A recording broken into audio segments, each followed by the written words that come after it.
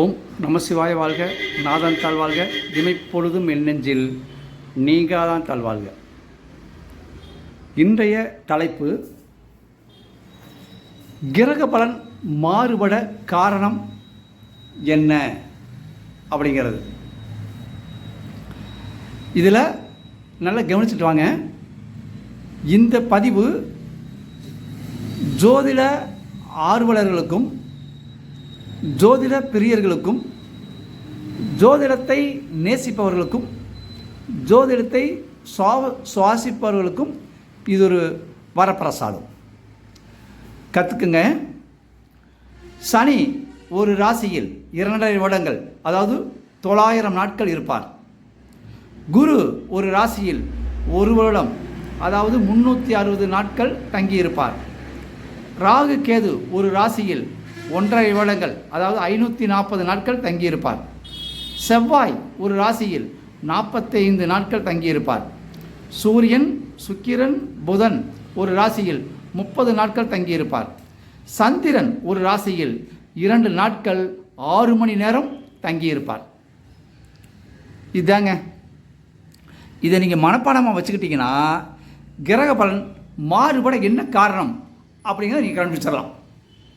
அப்போ கிரக பலன் எதனால் மாறுது, எப்படி மாறுது அப்படிங்கிறத அடுத்தது பாருங்களேன்.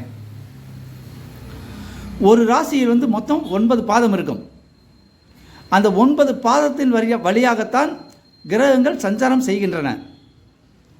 இதில் ஒரு பாதத்தில் சனி, ஒரு ராசியில் 9 பாதம், அந்த ஒரு பாதத்தில் சனி சஞ்சாரம், அதாவது 100 நாட்கள் அந்த ஒரு பாதத்தில் சனி தங்கி இருப்பார்.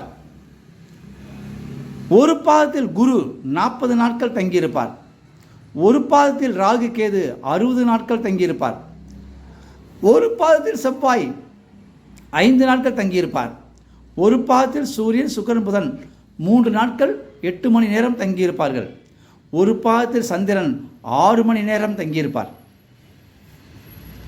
இப்போ புரியுதுங்களா கிரக பலன் மாறுபட என்ன காரணம்னு? எல்லாம் பொதுவாக என்ன சொல்லுவாங்கன்னா, குரு பயிற்சி பலன், சனி பயிற்சி பலன், ராகு கேது பயிற்சி பலன் அப்படின்னு சொல்லி சும்மா உருட்டி விடுவாங்க. ஆனால் எல்லோருக்கும் அந்த பலன் ஒத்து வருவது இல்லை. அதற்கு காரணம் இதுதான். 1, 2 இதுதான். இந்த 2 காரணம் தான். அப்போ ஒரு ராசியில் 9 பாதங்கள் இருக்குது. அந்த ஒரு பாதம் ஒரு கிரகம் இருக்கிறப்ப அந்த ஒரு பாதத்தில் இருந்து எவ்வாறு பலன் தருகிறார் என்பதை அறிந்து கொண்டால்தான் இந்த கிரக பலனை சரியாக சொல்ல முடியும். அப்போ சும்மா பொத்தாம் பொதுவில் இந்த இப்போ மேச ராசியிலேருந்து 2ஆம் இடத்துல குரு இருக்கார், குரு 2 இருக்கார், கன்னி ராசிக்கு, மகர ராசிக்கு, விருச்சிக ராசிக்கு பட்டய கலப்புன்னு சொல்லிடக்கூடாது. பாதங்களை கவனியுங்கள்.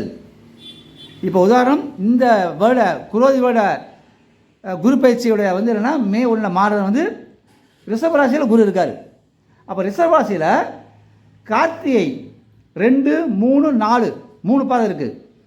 ரோகிணி 1, 2, 3, 4 பாதம் இருக்குது. மிருகசீடம் 1, 2 பாதம் இருக்குது. அப்போ கார்த்திகை 1 இருக்கிறப்ப குருவினுடைய பார்வை என்ன, கார்த்திகை 2க்கு வந்தால் பார்வை என்ன, கார்த்திகை 3க்கு வந்தால் பார்வை என்ன என்பதை நவாம்சத்தில் பார்த்தால்தான் தெரியும். அதை பார்க்காம சும்மா உனக்கு பட்டய கலப்பு கிட்டய கலப்புன்னா சொல்கிறது ஏமாத்துற வேலை. கிரக பலன்கள் மாறுபடுறதுக்கு இதுதான் காரணம். அப்போ இதன்படி நீங்கள் பலன் சொல்லி பாருங்கள், கரெக்டாக வரும். அப்போ ஒரு பாதத்தில் சனி 100 நாட்கள் இருக்காரா, அந்த 100 நாட்களுக்குள்ளே என்ன நடக்கும் நீங்கள் சொல்லிடலாம். ஒரு பாதத்தில் குரு இருக்காரா, அந்த 40 நாட்கள் என்ன நடக்குன்னு சொல்லிடலாம். ஒரு பாதத்தில் ராகு இருக்கா, அந்த 60 நாட்கள் என்ன நடக்குன்னு சொல்லிடலாம். ஒரு பாதத்தில் செவ்வாய் இருக்கா, 5 நாட்கள் என்ன நடக்குன்னு சொல்லலாம். ஒரு பாதத்தில் சூரியன், சுக்கிரன், புதன் இருக்கா, 3 நாட்கள் 8 மணி நேரத்தில் என்ன நடக்குன்னு சொல்லிடலாம். ஒரு பாதத்தில் சந்திரன் இருக்கா, 6 மணி நேரம் இவன் வாழ்க்கையில் என்ன நடக்குன்னு சொல்லிடலாம். அப்போ குறைந்தபட்சம் ஜோதிடத்தில் 6 மணி நேரம் முதல் 100 நாட்கள் வரை பலன் சொல்ல முடியும் என்பது இதன் மூலம் தெரிஞ்சுக்குங்க. இதை கரெக்டாக பின்பற்றுங்க, நீங்கள் பலனை ஈஸியாக சொல்லிடலாம்.